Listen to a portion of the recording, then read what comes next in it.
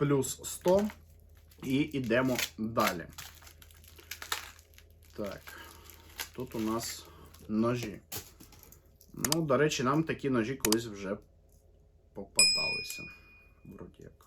Ну, вроді як, да. Дуже схожі на ті, що нам попадалися. Такі звичайні, простенькі. Проти тих, що ми знаходили в попередньому випуску, слабіші. 100 гривень зараховую. І відкриваю ще одну, і я можу бути впевнений. Блін, знаєте, і тепер я от після озвученої цієї думки... А хто сказав, що ці ножі не могли бути, наприклад, в одній теж посилці? Правильно? Вони ж схожі, за упаковкою схожі. Тож, два таких ножа. Так, один. І другий. Окей. Плюс 100. Так, ідемо далі. Що тут? Так.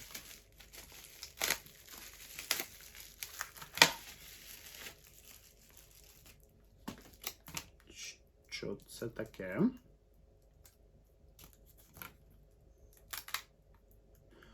Окей. Навушники. Прикол. Навіть заряджені. До речі, доволі непогано виглядають, якщо чесно. Корпус нестандартний, в плівки. Я зривати плівку не буду. Так, отакі. Прикольні. Добро. Можуть мати місце. Так, плівка попала всередину. Оп.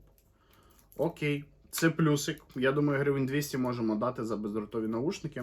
Так, окей. Йдемо далі. Так, ну, тут все зрозуміло.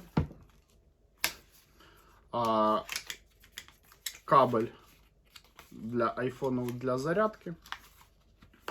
Тоже плюсик. 20 гривень. Ну як, плюсик-мінусик, але ну, є. Добре. Так, ідемо далі.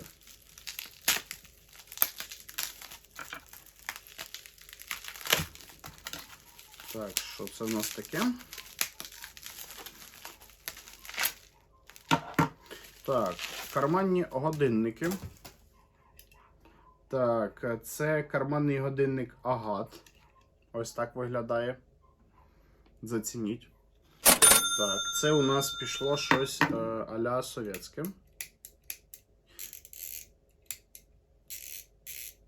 Я не знаю, як вони працюють, от серйозно. Нам вже попадалися такого типу годинники, але як вони працюють, я так і не зрозумів.